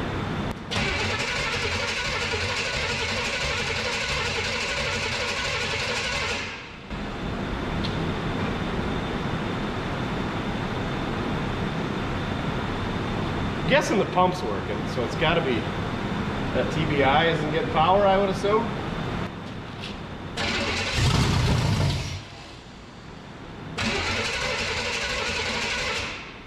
All right, the pump is running, and we know the pump ran and drove, but a few months ago, we know there's wiring issues, so let's dig into what fires those throttle body injectors. Go from there. This is where we need the old Wes. He could be here with some. Are those node things? I wonder if we got a set of those where you can. Noid light. Noid light. We need a Noid light. The Noids. I wonder what the Noid twins are up to. I ain't heard from them in years. Have you, Duff? All right, I'm at wit's end. Troubleshooting does not make for good content. I'll probably get 3 minutes of content out of. It's almost noon. Yeah. I probably got 4 hours into troubleshooting this, just bouncing questions off buddies. Of course, Wes won't return my calls, so we're without him. But actually, a lot of help is my buddy Ryan down at Service Plus in Watertown, South Dakota. He's got, was it Mitchell Pro Demand, I think is what they call it. So he gave me the schematic for that. You can find the schematics online, but it's hit or miss what you're going to find, and if you find the right one. So anyway, there's 2 wires going to the injectors. We got spark, but we're not firing the injectors. We tested the injectors. This came to me last night. It's pretty easy thing to do. Just grab yourself a 9-volt battery, take the connector off the top of the injector. There's 2 almost like bullet terminals. Put this across, and you can hear the injector click. You know if the injector is any good, and you also know if you got fuel pressure. So I know my injectors are good, and I know I got fuel pressure. So then you got key power going to one side of your injector, which is, let me get my schematic out. I wrote it on the radiator. White on one side and red on the other. White and red should have key power to the injectors. And then the ECM, ECU, whatever you're gonna call it, controls the ground side. I did not have power. So I thought, oh, perfect, solved it. So I backfed that by using this kit that Wes told me about. These things are really awesome. You still gotta know how to use the schematic and know what you're doing. But these kits, you can get them on Amazon.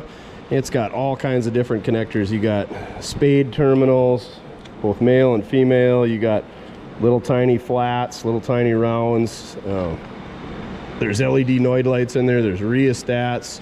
Just anything you can need so you don't hack up a harness. I like the big long needles for back probe, and I probably don't have one handy. Oh, I bet I do. Right here, this guy, you can slide her in the back side of the connector just the way I like it. So anyway, I backfed it and then found where the power was going to, so I backfed that with battery power. So I know I got power to it. I gotta figure that out. We just gotta wire key power up to it because you don't want constant power going to your injector. And then the ground side, we found out where those connectors go. They go to D14 and D16 on the ECU. So I disconnected the ECU, We tested for continuity, we got good continuity. We tested for continuity to ground, we got no continuity to ground, so I know that they're not grounded out. And so yeah, my wires are good. So short of the ECU being bad, but the other thing that controls when that thing pulses is the ECU. So like I said, we could still have a bad ECU. We know we got power to the ECU because it's controlling our spark, but what controls the spark and then the firing of that is the module in the distributor. So not only does it control spark, it controls fuel. And a buddy of mine, Mason, you're gonna get your real name called out. He said, I've had one of those go bad where it had spark, but it wouldn't pulse the injectors. I dropped a different distributor in it, worked fine. So hopefully this is what it is. I got a used distributor here. There's 4 wires coming out of this. I back probed all these. Mine's actually different colors, I think. I think the white is signal. That goes to the ECU. These all go to the ECU. So I disconnected this connector here. And then I tested for continuity between the ECU pinouts and this connector. One's the signal. The white one's the signal. One's ground, which I think is the red-black on this one. And then the tan is for your timing signal. There's that connector you unhook if you're familiar with those. That one is good, and then purple was another signal. But anyway, those are all good. I don't know the story on this distributor. It was laying around. I didn't take it out because I don't cut wires. I would have just disconnected those, but we're gonna steal that module out and hopefully that fixes it. How boring is electrical troubleshooting, Duff? So boring. Hopefully this fixes it. If it doesn't, it's got to be the ECU. Hopefully there's a ECU still left in that GMC out there when we swap, because I'm guessing all the ECUs are pretty much the same. This is gonna fix it. And all you got to do is pop the cap off, take your 2 connectors off that I just showed, take these 2 screws out, and then there's a connector right there. I've never actually put one of these in a TBI. Put a lot of them in HEIs, but let's put that in there and see what happens.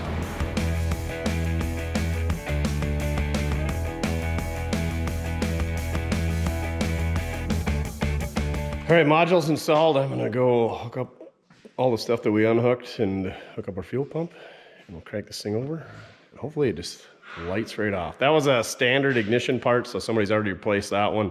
The one that we took out looked like it's been replaced too. It didn't look like a GM part, so. And then of course I didn't have any of that grease that goes in between there, but we're just gonna wing it. We'll have to order some of that and hopefully order one of these modules or 2 and throw on the shelf, because I feel like this is gonna be an issue in the future.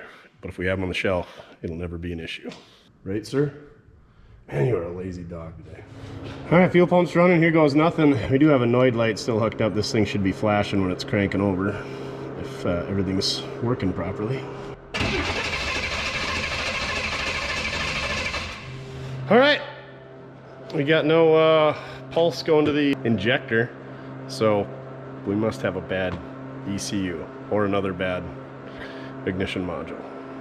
Is that possible? Anything's possible around here. So let's go see if that GMC's got a ECU we can steal. They're all the same, right, Duff? Let's unhook our battery here.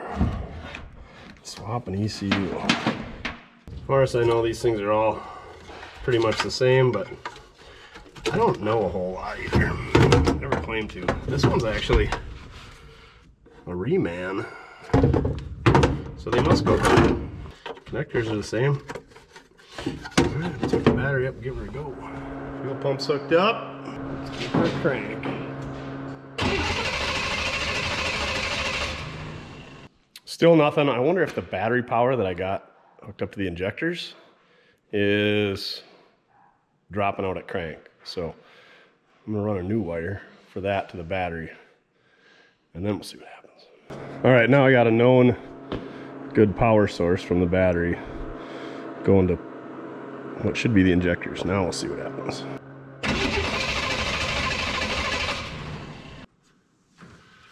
So we got power here. Good power at that injector. Power at that injector. Only thing I can think of is we either got 2 bad ECUs or 2 bad modules. My bet's on the module. All right, just ran over to Pookie's. He's got a fleet of these Suburbans with TBIs in it. Hit us up if you want a Tits Up Ranch decal. We got a bunch of those. It all goes to put his kids into college. I mean, out of the three, one of them should be college material. It's probably going to be Kenny. She seems to be the brightest one in the box. But anyway, grabbed a distributor from him. That's the only thing I can think of. That, or we got to swap that harness inside the cab. I have no idea. We're not sending power or ground from the key. It needs to get to the computer or what. So we're gonna drop a distributor in. Another unknown distributor. Try that. The only thing I can think of is either got a bad module or their electro wheel pickup or something in there could be bad. So the swap gnostics continues. So that's another hour of messing around. So I'm drop this guy in there. It's got a GM module, so you know it's never been messed with. And oh my gosh, nobody ever put a rotor cap on this thing. Chewy. Slide that guy on there and we'll try it again.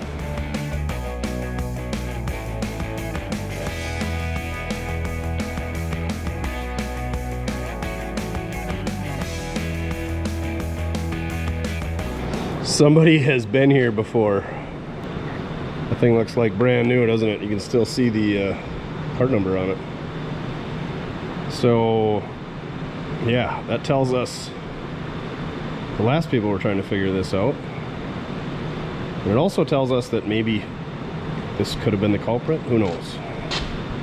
Let's put a GM in there, see what happens.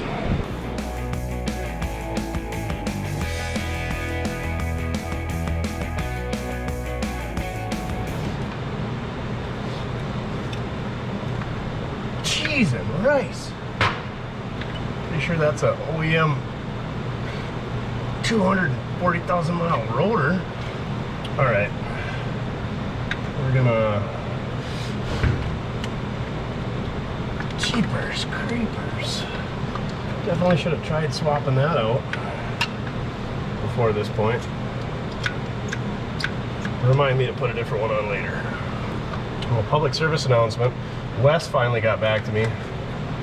He thinks it's a security system issue, but I don't ever remember seeing a TBI with VATs or any type of security on it, so we're just gonna forget that he said that. All right, let's try her again, I guess. Slingshot engaged. Slingshot engaged.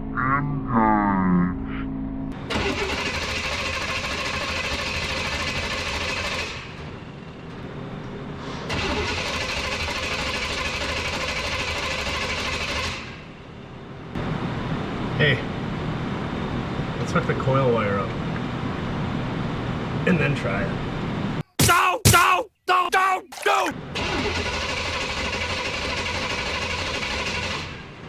Let's verify we didn't lose spark. All right, I think we're to the point where we got to steal the harness out of that GMC out there and hook that up to this harness. And so it's got to be somewhere in that cab harness on the inside, right? Right. All right, I've been messing around with this thing, the fuel pump. Probably brought it from Napa. Shad out on this thing. So I had to run errands yesterday, and I picked up a new Delphi from the old Sturdivants. Stuck that in there, got that all working.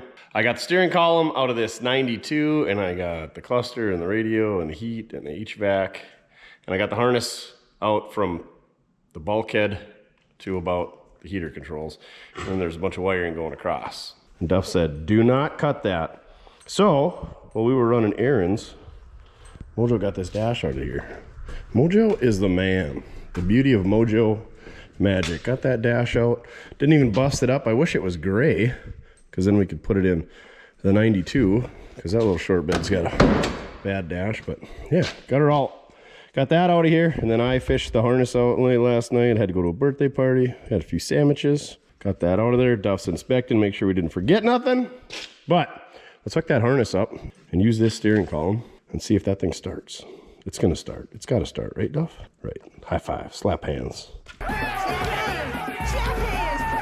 You just want me to pet you. We You big baby. Oh, now we're gonna shake? Now we're gonna shake. There's our good puppers. All right, let's do this. Moment of truth, Duff. Will it even turn over? What a mess. Well, that's a plus. Let's hook up the fuel pump, see what happens. I can hear pressure up here.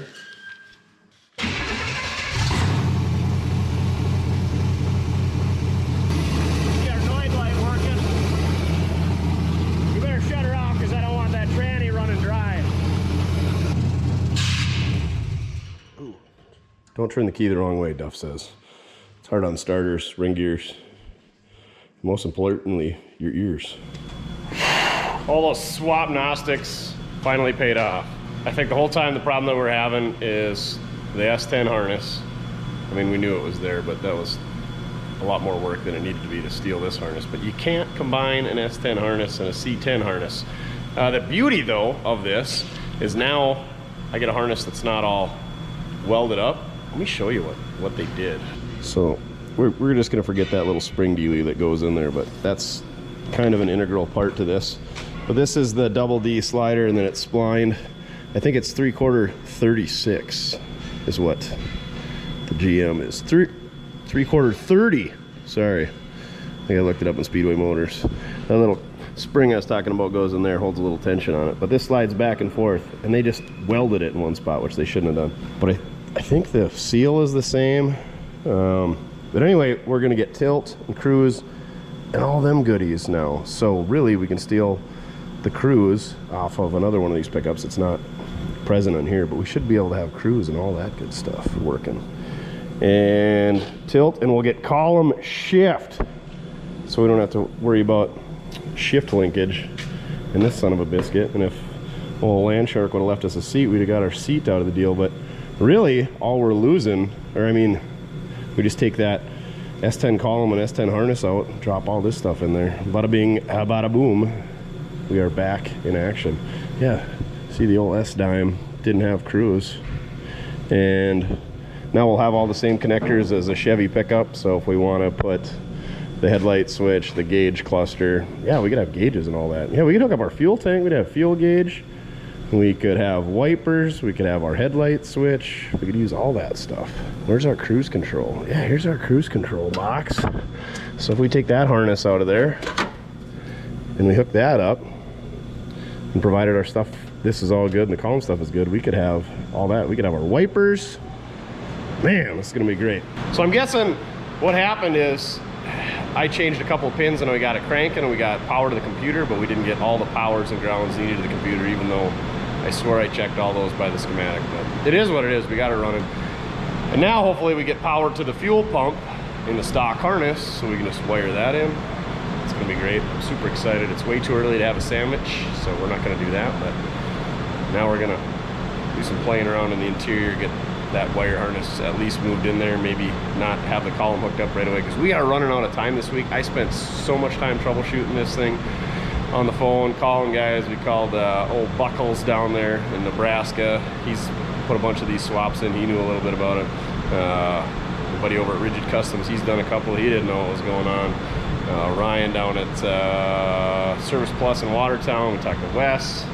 Everybody had great ideas, but at the end of the day, it was because of the way that it was cobbled up from the previous person, and we were just trying it out. So hopefully we can swap back to that computer, back to that distributor, ECU module, all that stuff, and just put it back the way that it was. And everything's gonna be great. So that is a huge relief. We gotta get that radiator mounted correctly. We gotta get the short water pump stuff on there. We gotta hook up the transmission lines and all that stuff before I run it much longer. So yeah, I'm just gonna take a step back and enjoy the fruits of my labors. Like I said, it's too early for a sandwich, but we got some Folgers this morning.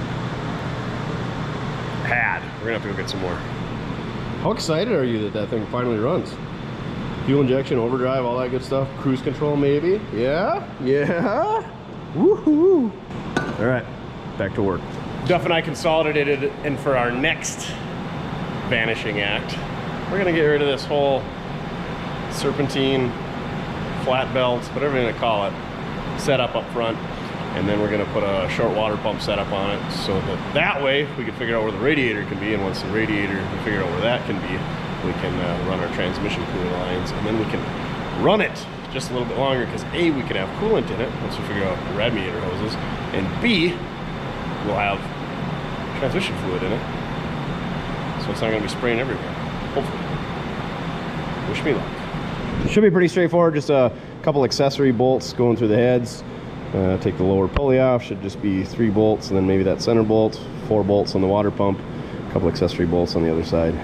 Easy peasy, lemon squeezy. Here we go, and a little bit of wiring on the alternator. We love wiring. There you go, got the wiring done. Duff, you want to do the rest? He's nowhere to be found. He's sick of wiring. Me too, buddy, me too.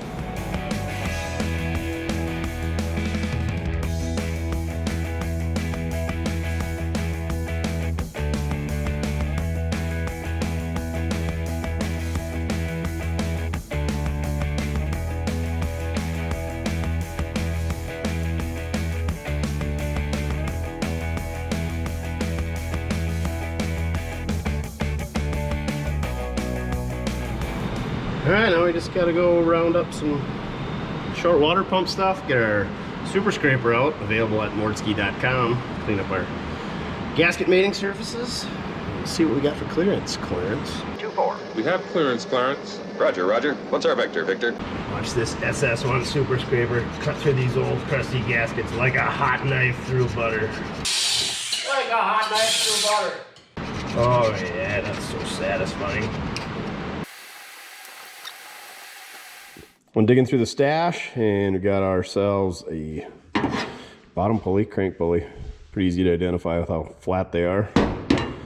A water pump pulley, and then we got a Gates 43106. I get these for 63 Corvettes. Short water pump, and they're drilled for both bolt patterns, so no matter what pulley you got, they're gonna bolt up there. So let's put our fittings in and stick this on there. Oh, and then they got that extra hole there. Some of them don't have that 3rd hole down there, 4th hole, whatever you want to call it. And they'll leak when you install them, because you got to plug that port on certain blocks, which this block has. So 43106, that's the short water pump you want if you're converting to short water pump. It's kind of the one size fits all. Alright, let's get that on there and see what we got for room for a fan.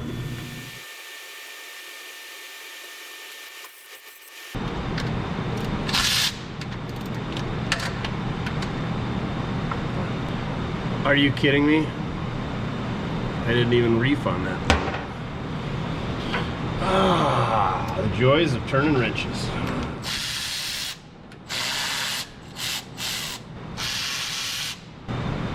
Yeah, I can turn it out with my finger. Wonder what happened there. Poor quality. I'm just glad I didn't pull the threads out of the block. That would have been real ugly.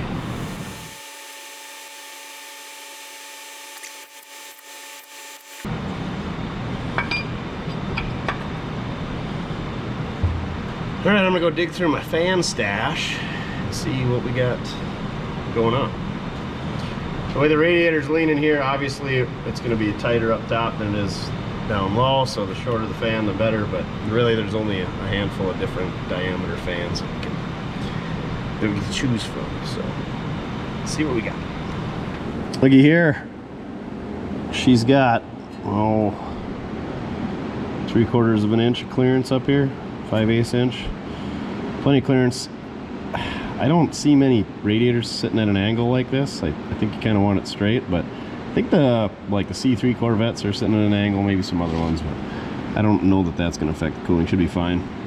Even found myself a nice top radiator hose out of my selection. Bottom one we had to splice 2 pieces of hose together because I couldn't find anything, and I'm not going to resort to a flexi hose at this point in my life, so should be good there. So got to do alternator bracket, got to do some plugs in the water pump there so we don't have any leaks.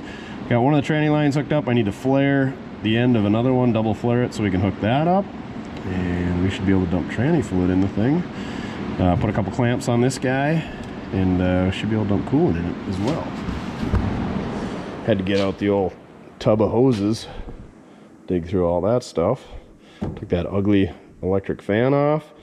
That little 4-blade that we got here is, you know, probably your standard 5864 GM fan blade. If it was good enough to cool a, you know, 300 horse 327 back in the day, it should be just fine for this probably 200 horse TBI.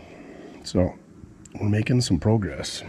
And then while I was digging for some other parts the other day, I found a heater to go on the firewall of that thing. So motor's over here working on that. Leak testing it. You got any leaks? I can hear one. Yeah, it's probably in the hose. It's in the hose. It's not coming out of the... yeah.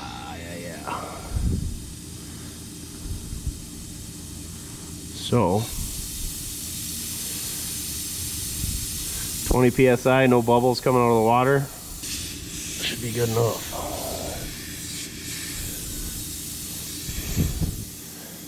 And then we got to figure out how we're gonna, we stole this fan out of that Starla. There's the cover for it. Adjustable.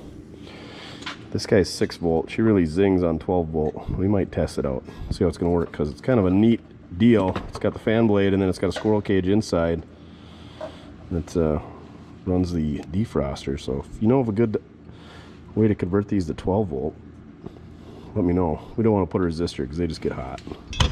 Right, Duff? You're supervising you over here, huh? Making sure you do it right. All right, guys, I think that's where we're gonna wrap the video this week. We're pretty much out of time. We got this marketplace find from our buddy Grumpy. So thanks to Grumpy for picking this thing up and taking a look at it and everything else. We got this thing running. We got the radiator hooked up. We got radiator hoses on it. We got the tranny cooler lines. We figured out the wiring, which is part of making it run. This thing still needs a lot of work. It needs a throttle linkage cable. It needs that steering transferred into there. I would definitely brace up the steering in the master cylinder. It needs the brake lines. I see there's a brake line leaking back there, so it needs some brake work. It needs a drive shaft. In my opinion, it needs a seat, but you could maybe use that seat. In my opinion, it needs a rear end. You could maybe use that rear end. It needs exhaust. It needs some type of fuel system. I don't know if maybe like a Tahoe or a Suburban tank would be narrower, so it'd fit between the bed rails. Or you need a custom-made fuel cell, maybe an inline pump, something like that. Needs a little bit of work there. Needs a bed floor, tailgate. Needs a few things, but that's what I like to do. Pick stuff up that's like this, and then do a little bit of work, just enough work to get it to the next guy. So the next guy can decide if he wants dual exhaust with glass packs, or a big single with a welded muffler, or what kind of seat they want, or what kind of interior and carpet and paint and wheels, tires, stuff like that. So if you want to own this thing, price and availability listed in the video description. It's right down here. If you don't know how to find the video description, you'll have to look it up. Don't email me, don't message me, don't reach out on Instagram. Hey, how much is that? And price and availability, blah, blah. It's always in the video description. It's down there. I update it. So anyway, if you want to own this thing, that'd be great, because we got plenty of projects around here, and this isn't real high on the priority list. Otherwise, if nobody buys it, we'll drag her back in another week. We'll put that steering column and wire harness and all that stuff in there and make the steering the way that I like it. I haven't determined if I want to slide that engine back. I feel like it should be done, but I don't know if the risk versus reward, I don't know if it's worth moving it back that much further, because we got room for the fan, but I don't like the way the radiator sits. I would have done a lot of things differently on this. The core support needs to be redone in my opinion, but it'd probably be just fine. Needs front bumper, stuff like that. So I just wanted to show you guys the stuff that's out there, and how much I really, really like S10 swaps. Not. But they do work, I guess. Different strokes, different folks. You could be into these pretty reasonable, I guess, but at the same time, if you value your time at all, you would have just bought a Mustang 2 kit and just went, put her up underneath there. So yeah, appreciate watching. Electrical troubleshooting, so much fun. It is pretty rewarding when you get this thing to run. This thing will be super sweet. Small block, fuel injected, cruise control, overdrive, all that stuff would be, I mean, it'd be like driving a late model, but looking old and cool doing it. And that's what this hobby is all about. So if you want to own this thing, hit us up, mortskerepair@gmail.com. Go check out the merch. We got the hoodies on hand. We got beanies. We got caps. The grubbiest hat competition's coming up here in Cinco de Drinko. So you got a few months to get your hat all grubby like mine. I noticed my little nubbin is Getting shiny. I wore the material off of the top of that, so I'm doing a real good job, even though I believe that the rules and regulations don't allow me to compete. So yeah, mortske.com. We got banners, we got magnetic screwdrivers, we got some specialty ones in the works. We got magnetic can koozies, we got decals, you name it, we got it. If we don't got it, you don't need it. So thank you very much for watching. Check out our other videos. Remember, doesn't matter how you get it done, so long as you are having fun. Advanced designs, real fun.